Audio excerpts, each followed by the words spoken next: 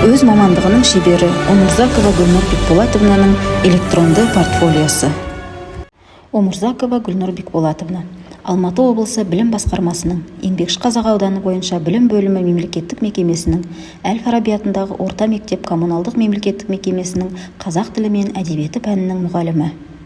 Ұлты қазақ, білімі жоғары, бітірген оқу орны Абай атындағы Қазақ ұлттық педагогикалық университеті.